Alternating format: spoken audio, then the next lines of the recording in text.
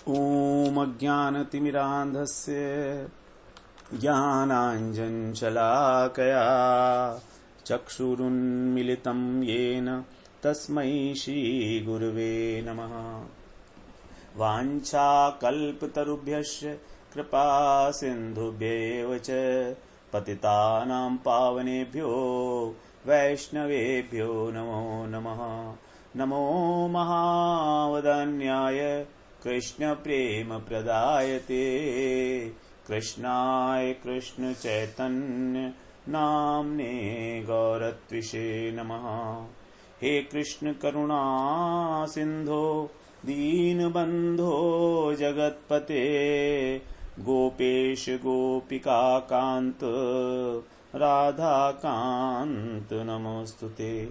तप्त कांचन गौरांगी राधे वृंदावनेश्वरी वृषभानुसुते देवी प्रणमामि हरिप्रिये। वृंदायै तुलसीदेव्यै प्रियायै केशवस्य च कृष्णभक्तिप्रदे देवी सत्यवत्यै नमो नमः। श्रीकृष्ण चैतन्य प्रभो नित्यानंद श्री अद्वैत गदाधर शिवासादि गौर भक्त वृंद। हरे कृष्ण कृष्ण कृष्ण हरे हरे, हरे राम राम राम हरे हरे। हरे कृष्णा। सर्वप्रथम मैं अपने गुरुपाद पद्म ओम विष्णुपाद अष्टोत्तर शत श्री श्रीमद् भक्तिवेदांत माधव गोस्वामी महाराज के चरण कमलों में अनंत कोटि दंडवत प्रणाम ज्ञापन करता हूँ। श्रीमद् भगवद गीता का 8वां अध्याय हम लोग श्रवण कर रहे हैं, जिसमें पहले 2 श्लोकों में अर्जुन ने प्रश्न पूछे हैं। तो पहला श्लोक हम लोग श्रवण कर रहे हैं जिसमें 5 प्रश्न पूछे थे अर्जुन ने। आज हम दूसरा श्लोक श्रवण करते हैं जिसमें 2 प्रश्न पूछने वाले हैं अब अर्जुन भगवान से। तो भगवान अर्जुन कह रहे हैं, अधियज्ञ कथम को अत्र देहे अस्मिन् मधुसूदन प्रयाण काले च कथम ज्ञेयो असि नियतात्मभिः। अधियज्ञ कथम को अत्र, हे मधुसूदन यहाँ पर अत्र माने यहाँ, अधियज्ञ कथम माने कौन, को माने कौन है, ये कहिए आप मुझे। अधियज्ञ कथम को अत्र, कौन है अधियज्ञ। देहे अस्मिन मधुसूदन है, इस देह में कैसे है। देहे अस्मिन इस शरीर के अंदर कैसे है, कैसे का मतलब कथम। तो अधियज्ञ कौन है, को माने कौन, और कथम माने कैसे है। कहां पर है अधियज्ञ, देह में है। तो इसका मतलब अर्जुन को ये मालूम है कि अधियज्ञ हमारे देह के अंदर, हमारे शरीर के अंदर विराजमान है। अधियज्ञ हमारे शरीर के अंदर विराजमान है। तो वो जानना चाह रहे हैं कि वो कैसे विराजमान है। हे मधुसूदन, ये आप मुझे बताइए। प्राण काले च कथम, और प्रयाण काल में, प्रयाण काल में मतलब मृत्यु के समय, वो कथम माने कैसे, ज्ञेयो असि जानने में आता है। कौन, अधियज्ञ। अधियज्ञ हमारे शरीर के अंदर विराजमान है, वो कौन है और कैसे है, और वो अंत काल में जानने में कैसे आएगा हमारे को। हम कैसे जाने कि वो हमारे अंदर है, हम उसका स्मरण कैसे करें। नियतात्म भी, जो व्यक्ति नियतात्म है अर्थात जिसने अपने अंतःकरण को वशीभूत कर रखा है, जो युक्त चित्त वाला है। जैसे पहले भगवान ने कहा था युक्त चित्तस्य, युक्त चेता, जिसने अपने चित्त को मुझ में मिला दिया है। और यहां पर पूछ रहे हैं उसी से रिलेटेड जो शब्द है वो प्रयोग कर रहे हैं यहां पर, नियतात्म भी। नियत माने जिसने अपने अंतःकरण को वशीभूत कर रखा है, नियंत्रण में कर रखा है। आत्मा का अर्थ है यहां पर अंतःकरण, मन बुद्धि अहंकार चित्त सबको। अंतःकरण जिसका वशीभूत है, ऐसे लोगों को वो अधियज्ञ किस प्रकार से जानने में आएगा। ज्ञेयो असि।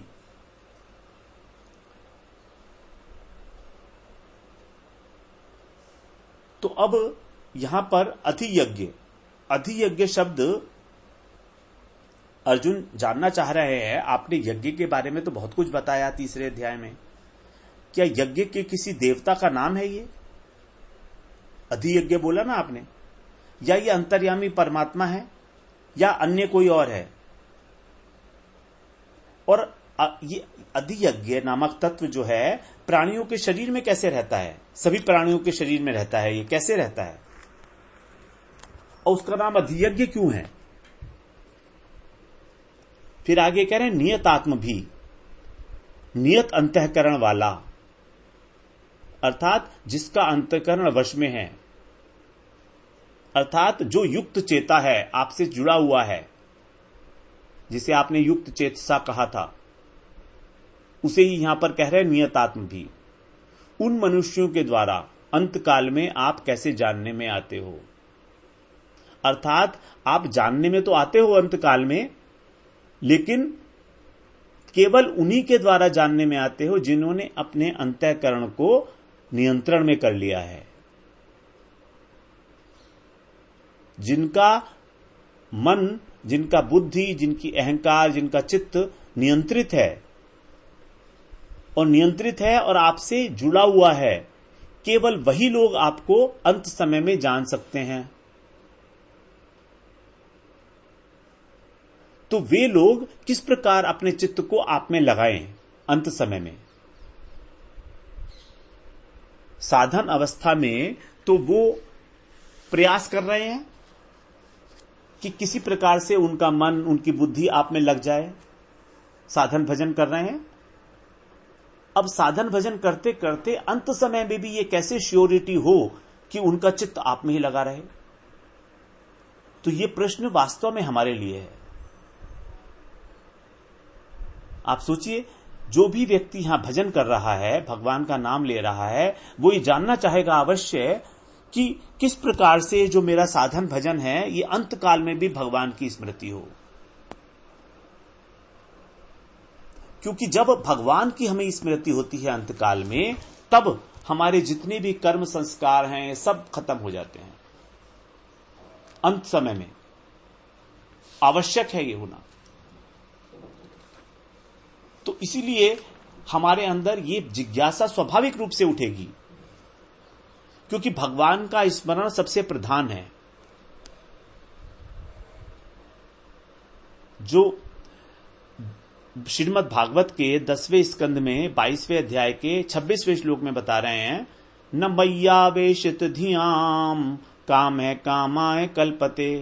भगवान कह रहे हैं न मय्यावेशित धियाम काम है कामाय कल्पते, भर्जिता क्वथिता धाना प्रायो बीजाय नेशते। न माने नहीं, मय्यावेशित, मुझ में आवेशित, धिया माने बुद्धि, अर्थात जो मय्यावेशित धियाम है, जो जिनकी बुद्धि मुझ में आवेशित है। क्योंकि जब हमारा बुद्धि का आवेश होगा भगवान में, तभी हमको तो भगवान की याद आएगी ना। हमको मृत्यु के समय में वही चीज याद आती है जो हमको इस जीवन में सबसे अच्छी लगती है, सबसे प्यारी लगती है। अगर हमको धन बहुत अच्छा लगता है तो पैसा ही याद आएगा बाद में। अगर हमको हमारे घर में जो कुत्ता पाला हुआ है, अगर उससे सबसे ज्यादा प्यार है तो कुत्ता ही याद आएगा बाद में। अजामिल को कौन याद आया? अपना पुत्र, जिसका नाम उसने रख दिया था नारायण, तो नारायण कहकर पुकार रहा है।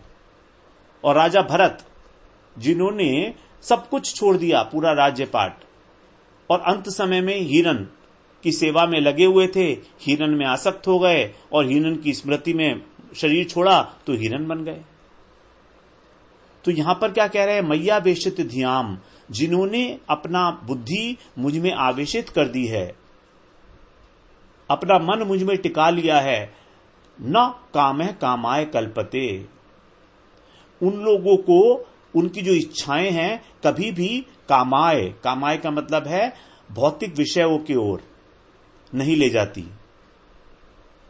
जब हमारी बुद्धि भगवान में टिक जाती है तो हमारी जो इच्छाएं हैं हमको संसार की ओर नहीं ले जाती। न कामा कामाय कल्पते। और अगर नहीं टिकी है तो संसार की ओर ले जाती है। वो तो हम सब जानते हैं, ये तो अनुभव है हमारा प्रैक्टिकल। तो हमारा बुद्धि जब तक भगवान में नहीं टिकी है तभी तक संसार की ओर जाएगी। तो ये भगवान कह रहे हैं मैया वेशित धियाम ने कामय कामाय कल्पते भर्जिता क्वथिता धाना प्रायो बीजाय निशते। और फिर क्या होता है, फिर भर्जिता माने भुना हुआ, क्वथिता माने उबाला हुआ। तो जिस प्रकार से अन्न को अगर भून दिया जाए अथवा उसको उबाल दिया जाए पानी में, तो जो उसका बीज है वो नए अंकुर नहीं पैदा कर सकता।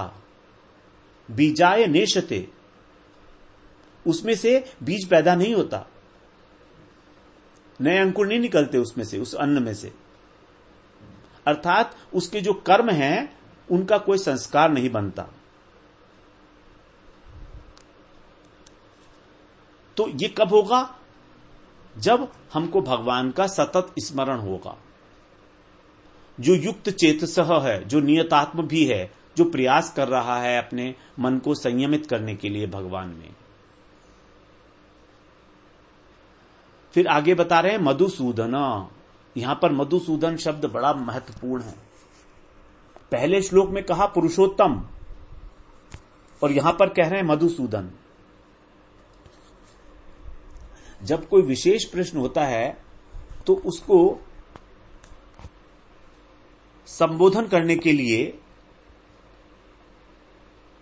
प्रश्नकर्ता जो है उसी प्रकार का जो संबोधन वाक्य है, संबोधन शब्द है, वो प्रयोग करता है। इस प्रकार जो है उसका उत्सुकता और उसकी जो आग्रह है वो पता लगता है प्रश्नकर्ता का। तो भगवान जो है परमार्थिक रूप से तो पुरुषोत्तम है, ब्रह्म के बारे में बताएंगे, अध्यात्म के बारे में बताएंगे, अधिदैव के बारे में बताएंगे। लेकिन लोक दृष्टि से क्या है भगवान, लोक दृष्टि से व्यवहार में क्या है, मधुसूदन है। क्योंकि ये तो अब हमारे व्यवहार की बात हो गई ना, प्रैक्टिकल बात हो गई कि हम किस प्रकार से भगवान को जाने अंत समय में। तो ये प्रैक्टिकल बात है। तो आप क्या है, मधुसूदन है। सूदन का मतलब मारने वाला।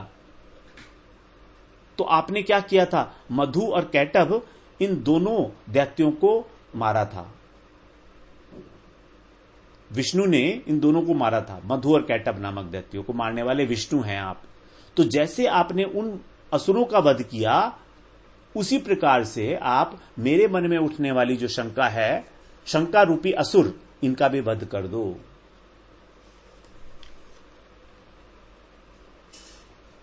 तभी भगवान को कहा मधुसूदन, क्योंकि आप तो असुरों का वध करते हो। और ये शंका भी असुर की तरह से ही है, क्योंकि जो संशय हमारा नाश करता है, जैसे असुर हमारा नाश करता है, वैसे ये संशय भी हमारा नाश करता है। और मधुसूदन का दूसरा अर्थ भी है, मधुसूदन का दूसरा अर्थ है मधु का आस्वादन करने वाला, मधु का आस्वादन करने वाला। जैसे जंगल में मधुमक्खी के छत्ते होते हैं, तो प्रत्येक छत्ते के अंदर से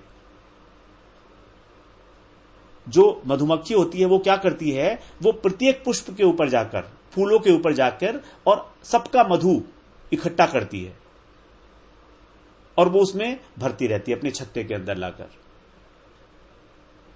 तो जो अलग अलग पुष्पों का मधु इकट्ठा कर लेता है, मधु का आस्वादन करता है, शास्त्रों में ब्रह्म को भी मधु कहा गया है।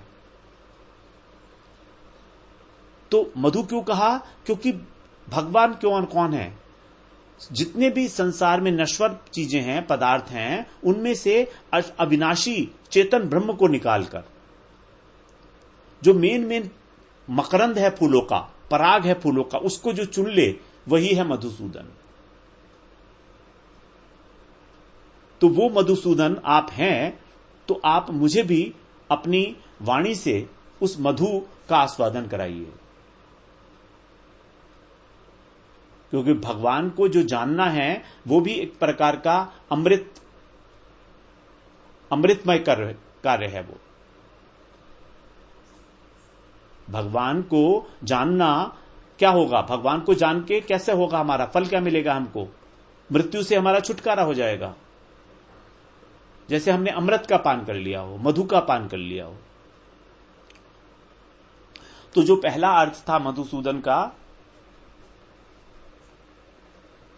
उसमें बताया है कि मधु और कैटभ दो दैत्य थे, और ये दोनों दैत्य जो है विष्णु के कान के मैल से उत्पन्न हुए थे। विष्णु कर्ण मलोद्भूतम, विष्णु भगवान के कानों का मैल थे ये दोनों जो दैत्य हैं राग और द्वेष का प्रतीक हैं। अब कान से पैदा हुए थे, इसका क्या मतलब है? इसका मतलब है कि हमारे अंदर जो राग द्वेष पैदा होता है वो कान के माध्यम से ही होता है।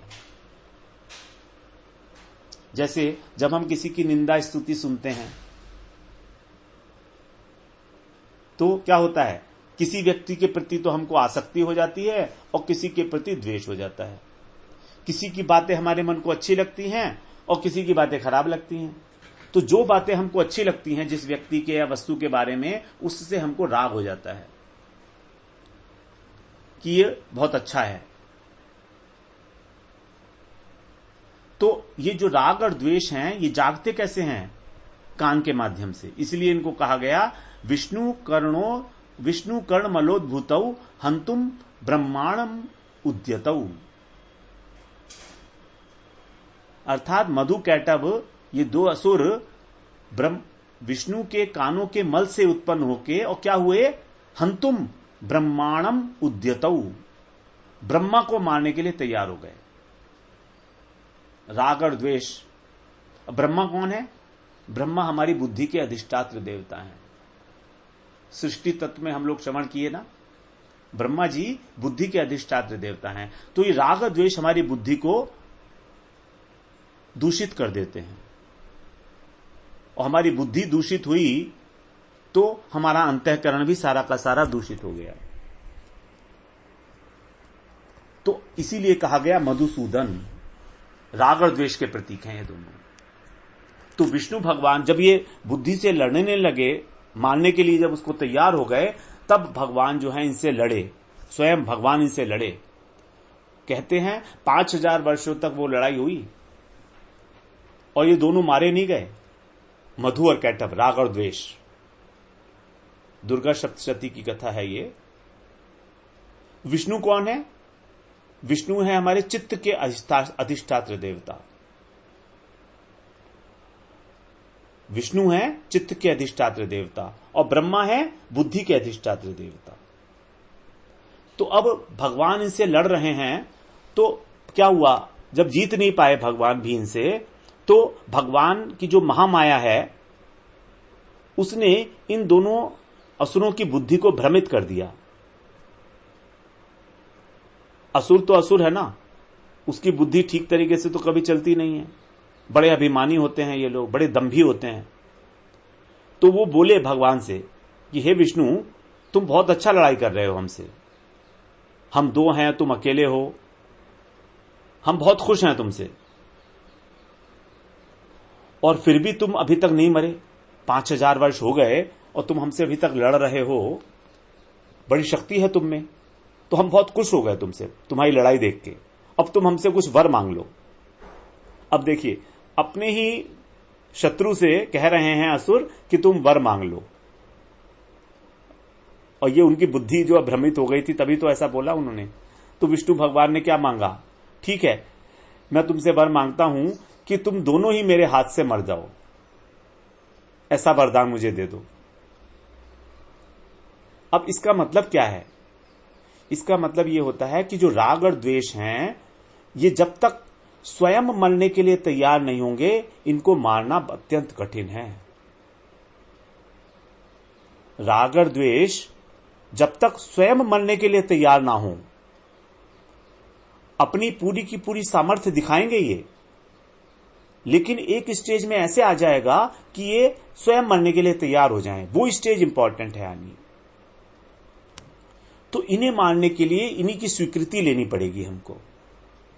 इसका क्या अर्थ हुआ? इसका अर्थ यह है कि यदि हमारा संसार, राग जो है संसार में है, तो हमको भगवान से राग करना पड़ेगा। यही है राग को मारने की पद्धति। राग को नहीं मिटाया जा सकता, नष्ट नहीं किया जा सकता। आसक्ति हमारी आत्मा में है, स्वरूप भूत है। ये बात हम लोग किए हैं कई बार। आत्मा चेतन तत्व, चेतन तत्व के अंदर इच्छा शक्ति, अनुभव शक्ति, क्रिया शक्ति। तो जो इच्छा शक्ति है यही है राग। जब हमें अनुभव होता है किसी बात का, तो हम उसको प्राप्त करने की इच्छा करते हैं। तो ये जो इच्छा करना है, इसका कारण है राग। तो ये राग को खत्म नहीं कर सकते, क्योंकि तो आत्मा का धर्म है। लेकिन जो राग हमारा संसार की ओर हो गया है, वो अवश्य ही हम लोग भगवान की ओर कर सकते हैं, इनसे अनुमति लेकर। राग और द्वेष से अनुमति ले लो, स्वीकार करके उसको कि ठीक है, हम तुमसे लड़ेंगे नहीं। अब तुमको बहुत अच्छा देखना अच्छा पसंद लगता है, तुमको रूप बहुत अच्छा लगता है, तुमको स्वाद बहुत अच्छा लगता है, तुमको स्पर्श बहुत अच्छा लगता है। ठीक है, अब हम तुमको यही देंगे। इसीलिए भगवान ने अपना त्रिभंग ललित स्वरूप प्रकट किया। इस जगत के अंदर सर्वश्रेष्ठ स्वरूप, जो सुंदर से सुंदर हो सकता था, त्रिभंग ललित। यन्मर्त लीलौपैकम स्वयोग माया बलम दर्शयताग्रहीतम विस्मापनम स्वस्य च सौभगर्दे परम पदम भूषण भूषणांगम। उद्धव जी बता रहे हैं, यन्मर्त लीलौपैकम स्वयोग माया बलम। भगवान ने अपनी योग माया से इस मर्त्य जगत में लीला के उपयोगी जो शरीर था, विग्रह था, उसको प्रकट किया। और वो प्रकट करके कैसा था वो? पराकाष्ठा थी सौभाग्य की। स्वस्य च सौभगर्दे, सौभगर्दे मतलब पराकाष्ठा, सौभाग्य की और सौंदर्य की पराकाष्ठा थी वो। और इतना सुंदर स्वरूप, विस्मापनम स्वस्य च सौभगर्दे। विस्मापनम मतलब भगवान स्वयं विस्मित हो गए उसे देख के। आश्चर्य। जब द्वारका में मणि स्तंभ में भगवान ने अपने को देखा, तो भगवान देखते रह गए कि ये कौन है? इतना सुंदर स्वरूप तो मैंने कभी देखा नहीं। अपना स्वरूप देख के भगवान स्तंभित हो गए। परम पदम भूषण भूषणांगम। भगवान जो आभूषण पहनते हैं, वो आभूषण उनकी शोभा नहीं बढ़ाते, बल्कि भगवान के श्री विग्रह से उन आभूषणों की शोभा बढ़ जाती है। ऐसा है भगवान का स्वरूप। तो इसीलिए भगवान ने वो अपना त्रिभंग ललित नटवर स्वरूप प्रकट किया इस संसार में, कि हम उसके अंदर उसको देखकर आसक्त हो जाएं, उसमें राग हमारा बन जाए। तो राग और द्वेष को खत्म नहीं किया जा सकता। राग और द्वेष को केवल चेंज ओवर किया जा सकता है, शिफ्ट किया जा सकता है भगवान की ओर। द्वेष नहीं करना है भगवान से। जो भगवान के विद्वेषी हैं, उनके प्रति क्रोध किया जा सकता है, और वो भी एक सीमा तक, अनुशासन में, अनुगत्य में। तो राग को मारने की यही पद्धति है। इसको मारना नहीं कहेंगे, it is basically an attitudinal change. संसार की तरफ जो हमारी गतिविधि हो रही थी, जो हमारा प्रवाह संसार की ओर था, अब वो भगवान की ओर प्रवाह हो गया। बस इतना ही है, लेकिन इतना ही बहुत कुछ कम नहीं है, बहुत बड़ी बात है ये। करोड़ों करोड़ों जन्मों का अभ्यास है हमारे को संसार करने का, और हम कृष्ण को तो पूरा ही भूले हुए हैं। तो जब तक कृष्ण की महिमा का ज्ञान हमारे हृदय में नहीं बैठ जाएगा पक्के तौर पर, भगवत कृपा से, गुरु कृपा से, तब तक कुछ नहीं होने वाला। तो अंत में उन्होंने कहा, ठीक है, तुम हमें मार सकते हो, लेकिन एक शर्त है, तुम हमें वहां पर मारोगे जहां पर जल ना हो, पानी नहीं होना चाहिए। अर्थात जल में जो रस है, उस रस के अभाव में ही राग को मारा जा सकता है। जहां पर रसीले विषयों का, भोगों का सेवन हो रहा है, वहां पर राग नहीं मरता संसार के प्रति। अगर व्यवहार में किसी कार्य को करने में हमको मजा आ रहा है, तो समझ लीजिए अभी हमारा राग है। हमने ये शब्द कहा मजा, ये एक साधारण बोलचाल की भाषा में मजा बोल दिया गया इसको। जड़ रस में अगर हमको सुख मिल रहा है, जिसको हम लोग मजा बोलते हैं कि बहुत मजा आया, तब तक राग नहीं मरने वाला। तब तक रस बुद्धि है जब तक हमारी विषयों में। रसवर्जम रसो अप्यस्य परम दृष्ट्वा निवर्तते, दूसरे अध्याय का श्लोक है, बड़ा इंपॉर्टेंट श्लोक है दूसरे अध्याय का। रसवर्जम रसो अप्यस्य परम दृष्ट्वा निवर्तते। जब तक परम दृष्ट्वा, जब तक हमको भगवान की अनुभूति नहीं होगी, भक्ति की अनुभूति नहीं होगी, हमारा ये रस बुद्धि नहीं जाने वाली। 59 श्लोक दूसरे अध्याय का। हम विषयों से तो दूर हो सकते हैं, जानबूझकर हम फास्टिंग कर लें, हम अकेले रहने लगें, ये सब तो किया जा सकता है, लेकिन हमारी संसार के अंदर जो रस बुद्धि है वो खत्म नहीं होगी। वो तभी होगी जब हम भगवान का परम दृष्ट्वा निवर्तते, परम दृष्ट्वा, परम को देखकर, मतलब भगवान का आस्वादन करके, भगवान की भक्ति का आस्वादन करके ही उससे हम लोगों का निवारण हो सकता है। तो रस जहां पर नहीं है, वहीं पर राग और द्वेष को मारा जा सकता है। वास्तव में जो संसार का रस है उसको विरस बोलते हैं, विरस, विकृत रस, क्योंकि ये दुखों की उत्पत्ति करने वाला है ना। दुख योने एवते, ये ही संस्पर्शजा भोगा दुख योने एवते। तो हमारे जीवन में जब तक रंगीलापन है, हमारे जीवन में जब तक सांसारिक उत्सव है, तब तक राग की मृत्यु नहीं हो सकती।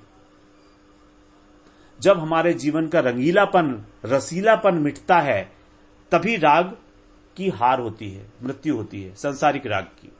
इसलिए भगवान ने क्या किया, उनको अपने घुटनों पर रखा और मार दिया। अब भगवान ने कहा देखो यहां पर कोई पानी नहीं है, बिल्कुल सूखा है। तो ऐसे हैं मधुसूदन, जो राग द्वेष का नाश करने वाले हैं। तो जब हम भी भगवान का आश्रय ले लेते हैं, मामाश्रित्य, भगवान का आश्रय लेकर जब हम भजन में प्रवृत्त होते हैं, तब हमारे राग द्वेष समाप्त हो जाते हैं, सांसारिक राग द्वेष, और भगवान में हमारा आसक्ति शुरू हो जाती है, रुचि शुरू हो जाती है।